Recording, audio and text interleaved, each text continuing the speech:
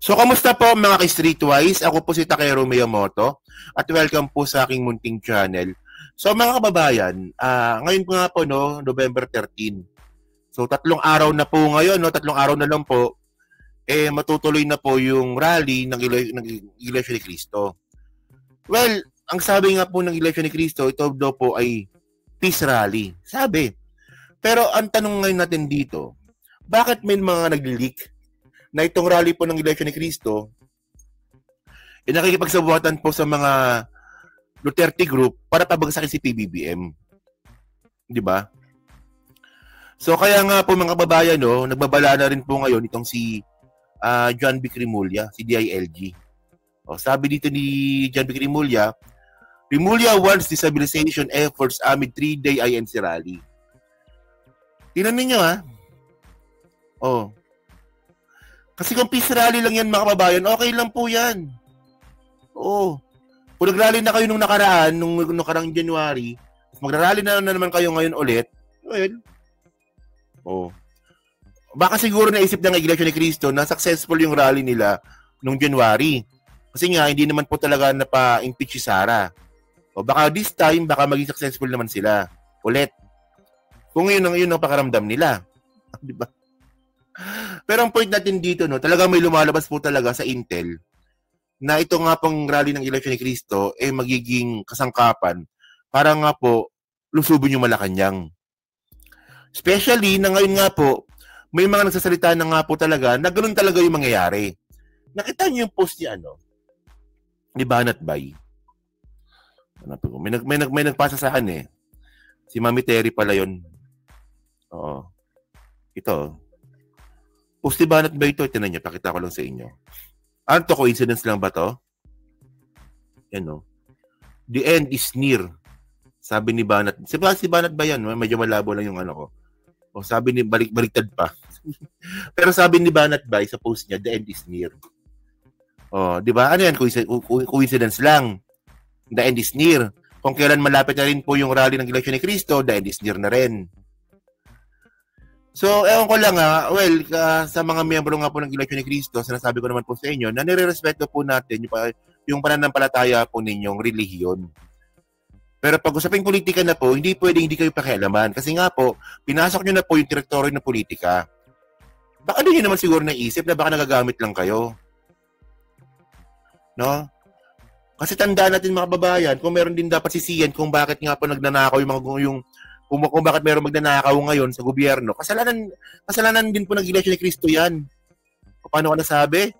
O sino ba yung nag-i-endorso ng black voting? O, sino ba yung mga in-endorso ng Iglesia ni Cristo? Di ba sila din yung mga magnanakaw?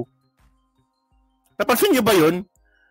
Napaka-ironic nun, no? Napaka-ironic talaga ng ginagawa ng Iglesia ni Cristo na nagrereklamo sila na ayaw daw po nila sa magnanakaw, pero yung mga ini-endorse naman nilang mga politiko magnanakaw din. Di ba? Hindi nyo ba naisip yun? Mamaya balikan natin mamaya yan. Tingnan nyo kasi pag ganyan kasi mga babayan, no, na ang INC po ay nag-i-endorso nga po ng magnanakaw, wala kayong karapatan magreklamo kasi in-endorso nyo yan. Di ba? Mamaya, pakita ko mamaya yan. So ngayon, ito yan So sabi nga po ni Rimulya, talagang dumilikit na po talaga yung destabilization sa INC rally. DILG Secretary John B. Rimulya was warned against potential destabilization efforts at the 3-day Iglesia ni Cristo rally which aims to promote government transparency and accountability. Diyan po magaling yung Iglesia. Yung magtago nga po ng motivation. Tingnan niyo sabi nga po ng INC rally nung January, ang rally daw po nila ay para daw po sa pagkakaisa. Pero pagpasok ko po doon, nung pumunta po ako doon, putang rally pala nila political. Tapos mga DDS po yung mga nandun, mga DDS po na mga politiko.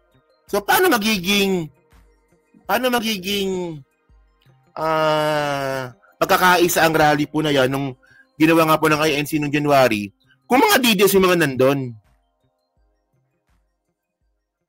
Tapos ngayon, sabi na naman ngayon ng INC ngayon, promote government transparency and accountability. Pero naghahanda yung gobyerno kasi mukhang lulusubin po yung Malacanang. Lulusubin daw po yung Malacanang. Doon po sa rally ng INC. Hindi ako may sabi niyan. Si Romeo Pocus may sabi niyan. Mamaya, pakita ko mamaya ulit. Dami ko napapakita pala. As early as now, I'm telling you, who are planning destabilizations when we're on red alert, red alert pala ha, like this, the Mindiola area and the area around Malacanang, there's no man's land, Remulla said in an interview on DZMM. So, no man's land po yan ha. Walang pupunta doon, pero makita natin may pupunta na naman doon. Okay.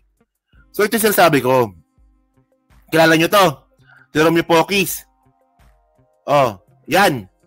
Tingnan niyo ha. May provocation na po dito ako nakita eh. Si Romeo Pocus, mga kababayan, siya po yung isa sa mga tinuturo nga po sa Intel na pasimuno ng kaguluhan na mangyayari sa November 16 to November 19. November 16 to November 18. Sakto kung kailan nga po magkakaroon ng rally yung Iglesia ni Cristo. Tingnan nyo to, panoorin nyo to. Pag nag-evolve tong biglang issue, biglang kung anong mangyari. Pagka 1 million, 2 million tao, paano papipigilan yan? Ibig sabihin, we are the leaders, pinagsama-sama yung mga grupo. Hindi mo naman... Tingnan nyo ha. Simula pa lang eh. Kung 1 million to 2 million daw po yung magrarally, paano naman pipigilan yan? Di ba? Doon pa lang provocation na yun eh. Na sinasabi dito ni Romeo Pocus, kapag tayo mabot tayo ng 2 million, hindi namin kayo pipigilan. Yun na yun eh. Ayun ibig sabihin nun eh. Di ba? Pag nabot daw ng 1 million to 2 million, hindi na raw sila mapipigilan. Okay, continue. Pag nag-evolve tong biglang issue, biglang kung anong mangyari. Pagka 1 million, 2 million tao, paano papipigilan yan? Ibig sabihin, we are the leaders, pinagsama-sama yung mga grupo. Hindi mo naman talagang, it's not a military organization na talagang you can control it as a leader. Ganon. So, we really expect na, this is a peaceful... What's your expected number, the 2 to 10? Dito sa, of course, sa... EDSA. Sa Luneta, talagang solid yan. INC yan eh. INC yan, siguro 1 million, 2 million, kaya nila dyan. Solid yan. So, all the others dito sa EDSA. Okay. Initially, we're looking at 300, 500, possibly 1 million. Okay. So, sabi mo, hindi natin control yan pag marami ng tao. So, pwedeng ulit mangyari yung EDSA 1, EDSA 2, at itong pangatlo. Kasi yung EDSA 3 ni... Di ba? Ang galing mag-provoke ni ni Mike Defensor, no? Ang galing mag-provoke ni Mike Defensor eh. Di ba? Sabi ko sa inyo, mga kababayan yung mga ganyang klase yung mga salita, gets natin yan. Di ba? Gets natin yan, mga kababayan. Dito pa lang, di pa sisimula yung rally, nagpo-provoke na po sila ng EDSA. EDSA 1, EDSA 2, ngayon daw, EDSA 3 na raw po. 300, 500, possibly 1 million. Okay. So sabi mo, hindi natin control yan pag marami ng tao. So pwedeng ulit mangyari yung EDSA 1, EDSA 2, at itong pangatlo. Kasi yung EDSA 3 nung kay Erap, hindi natuloy yun So pwedeng matuloy ulit yung EDSA 3. That is a possibility. Pwede mangyari yan. Pero that is beyond control na. Maski na pigilan mo ito. Di ba? Sabi sa inyo eh. Sabi ni Romeo Pocus, Pocus talaga eh. Napaka-Pocus mo talaga, di ba? Hindi namin control yan. Kapag inabot ng 2 milyon yan at nagkaroon ng EDSA 3, hindi na namin control yan. So, yun talaga ang gusto ninyo. Yun talaga gusto ninyo. Agree ba kayo doon? Ayun talaga ang gusto nila. Binabanggit nyo na eh. Pag inabot ng 2 milyon daw po yan, hindi namin pipigilan yan. EDSA 3 na yan. Di ba? Mga sinasabi ko eh. Ano ba? Hindi nyo ba naiisip na baka nagagamit na po yung mga miyembro sa sariling politika ng Iglesia ni Cristo? Well, by the way, mga babayan, Ako po kasi, di ba OFW ako dati? Oo, sa Alcobar. Sa Alcobar po, mayroong Iglesia ni Cristo doon. Tinanong ko yan dati eh. Nung nire-recruit nila ako eh. Na-attend po ako ng doktrina ng Iglesia ni Cristo. Dami nun, meron parang green, may green book yun eh. Oo. Na ang rason pala na, ito based on my own experience to na sabi nung mga kakilala kong Iglesia ni Cristo sa Alcobar, nung nagtatrabaho ko doon, nung ako po sumasama po sa pagsamba at saka sa doktrina nila, na ang rason, na isa sa mga rason kung bakit nga pumipili ng Iglesia ni Cristo yung ng politiko yung election, para din naman sa pakinabangan din ng Iglesia.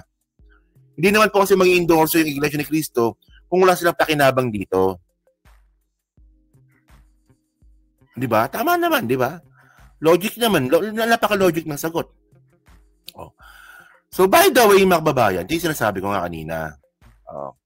Alam nyo, napaka-ironic kasi mga streetwise, no?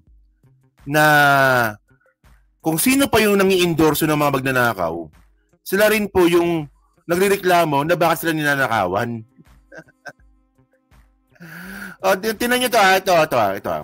Iglesia ni Cristo announced endorsement for election 2022. Ito nung election to ng Uniteam 2022. Di ba? Tinan nyo naman sinong in-endorso nila. Si Cayetano. Pero okay na yan. Ito yung mga in-endorso nila, ha? Si Escudero. Yan, Francis Escudero. Jingo Estrada. Joel Villanueva. Di ba? Si Jinggoy din pala. 2022 election to, ha? Ngayon, yung mga magnanakaw po na yan, na si Jingoy Estrada, si Joel Villanueva, si Francis Escudero, si Chis Escudero, sila po yung mga magnanakaw ngayon na in-endorso nyo rin. Nakuha nyo yung point ko, mga kababayan?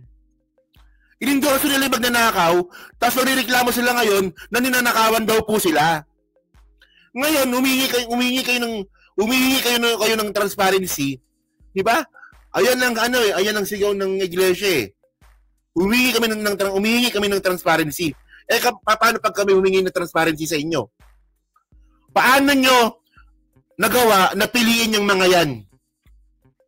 Ano yung mga rason ninyo kung ba't nyo inendorso si Jinggoy, si Joel Villanueva, tsaka si Chis Escudero?